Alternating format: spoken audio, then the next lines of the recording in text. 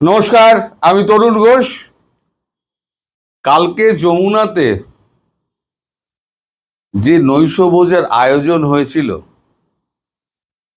সেই নৈশভোজ কি ভোজের জন্য নাকি নিজেদের আত্মরক্ষার পথ তৈরি করার জন্য একটা আয়োজন? এখন আপনাদের মনে নানান রকম সন্দেহ ফন্দেহ থাকতে পারে যে এই যে কাণ্ড কারখানা ঘটছে, এই কাণ্ড কারখানায় কি কি আলোচনা হতে পারে।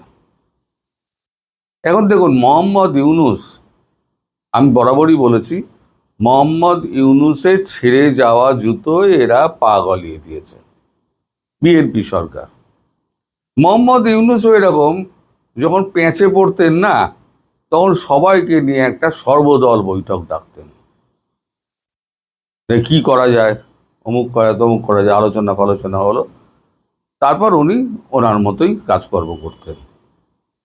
এক্ষেত্রেও তার পদাঙ্ক অনুসরণ করে আমাদের তারেক রহমান সাহেব সেই নৈশভোজের আয়োজন করেছেন, কি না শেখ হাসিনা এবং আওয়ামী লীগকে ঠেকাতে হবে। এখন ঠেকাবেন কি করে? দেখুন, একটা রেজিম পরিবর্তন হয় সেটা হচ্ছে মানুষকে সঙ্গে নিয়ে। একটা বিপরীতমুখী একটা স্রোত যখন বয়, তখন সেখানে একটা রাষ্ট্র, বাইরের রাষ্ট্র, তারা অর্থ করে দিয়ে সেটাকে আরো শক্তিশালী করে রেজিম চেঞ্জটা করিয়ে দেয়। কিন্তু এখানে যে ঘটনাটা ঘটেছে সেটা হচ্ছে মানুষ তাদের ভুল বুঝতে পেরেছে, যে তারা কি ভুল করেছে। শেখ হাসিনাকে সরিয়ে দিয়ে তিনি অনেক দোষ করেছেন, তিনি নিজেও স্বীকার করেছেন সরকার চালাতে গেলে ভুল ত্রুটি হয়ে থাকে। কিন্তু এবার আপনাদের আর সুযোগটা নেই, কারণ মানুষ আপনাদের সঙ্গে নেই। আপনারা যদি মনে করেন রেজিম চেঞ্জ করার ব্যাপারে পাকিস্তান আপনাদের সাহায্য করবে, পাকিস্তানের এখন যা অবস্থা, পাকিস্তান এদিক ওদিক চাইতে পারছে না। আর আমেরিকা তো ইরান নিয়ে ব্যস্ত আছে, ফেঁসে আছে বলবো না, ব্যস্ত আছে। সেটা একটা অন্য গল্প, সে আমি পরে বলবো। ইরানের যুদ্ধ কেন চালিয়ে যাচ্ছে সেই গল্প পরে বলবো। তো এখন তাহলে আপনাদের সাহায্য কে করবে? কে? তুর্কি। তুর্কির পেছনে গ্রিস এবং সাইপ্রাসকে লাগিয়ে দেওয়া হয়েছে, আমি আগেও বলেছি। তাহলে রয়ে গেল চীন। এই মুহূর্তে ভারতের সঙ্গে চীনের যা সম্পর্ক, এবং খুব সম্ভবত, আমি আগেও বলেছি এখন আবার বলছি, শি জিনপিং এবং পুতিন একত্রে এই বছরেই এখানে আসবেন, মানে ভারতবর্ষে আসবেন। আপনাদের মনে আছে একটা সম্মেলনে তিন মূর্তি হাতে হাত দিয়ে গল্প করছে, আর শাহবাজ শরীফ বোকার মতো ফ্যাল ফ্যাল করে তাকিয়ে আছে।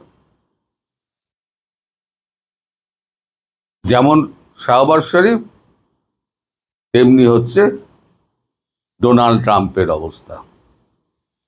এখন এই তিন মিলিত শক্তি, তাদের এখন প্রধান শত্রু হয়ে গেছে আমেরিকা। তাদেরকে বঙ্গোপসাগরের দিকে, ভারত মহাসাগরের দিকে আসতে দেবে না। রাশিয়াও তো এর মধ্যে রয়েছে। ফলে আপনাদের সাহায্য করবে কে?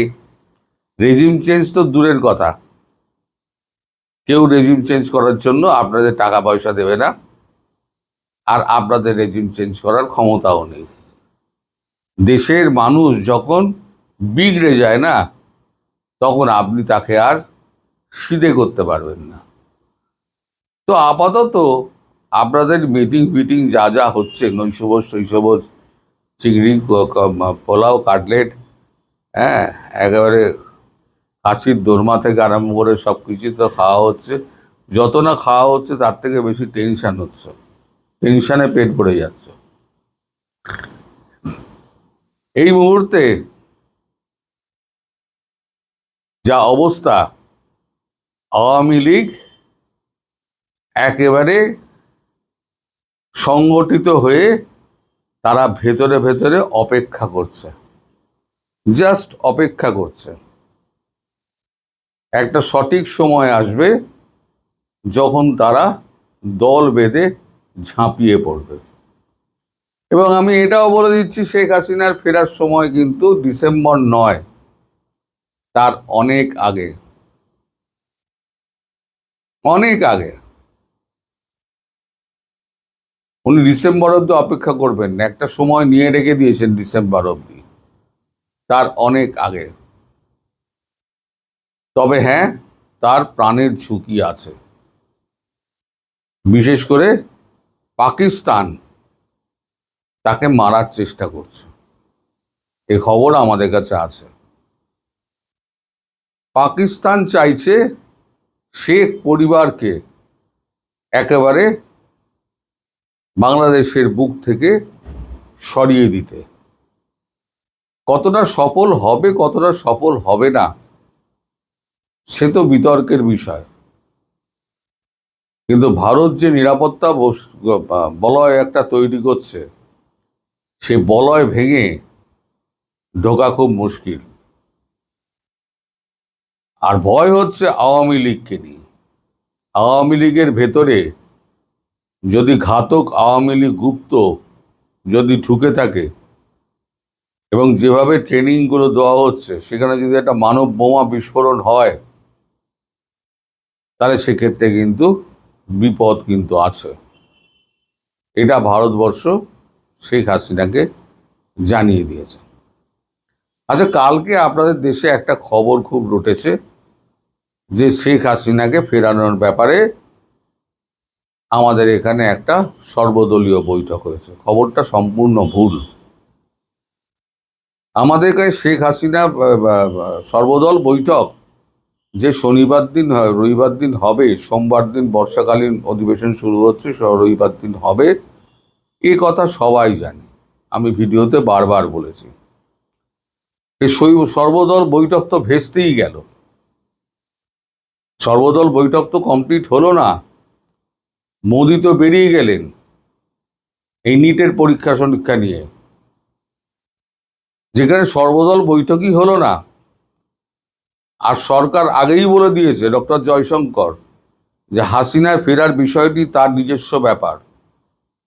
তাকে আশ্রয় দেওয়ার সময়তে আমাদের একটা সর্বদল বৈঠক হয়েছিল, কিন্তু তিনি নিজের সিদ্ধান্তে দেশে ফিরে যাবেন, ভারতের সেখানে কিছু করার নেই। আর এখানে সর্বদল বৈঠক ডাকার কোনো অর্থও নেই। ফলে যে খবরটি আপনাদের ওখানে প্রচারিত হচ্ছে যে শেখ হাসিনাকে ফেরানোর ব্যাপারে সর্বদল বৈঠক হয়েছে, এটা সর্বৈব মিথ্যে। এটা খুব ভবিষ্যতে প্রমাণ করবে। যদি হতো তাহলে আমি আপনাদের বলে দিতাম। যাই হোক, এরা যে ভয়ে কাঁপছে, গলা শুকিয়ে গেছে, সেটা এই যমুনার মিটিংয়ে আরও পরিষ্কার হয়ে গেল যে শিরদাঁড়ায় হিমেল স্রোত বইছে। সবাই ভালো থাকবেন, সুস্থ থাকবেন। নমস্কার।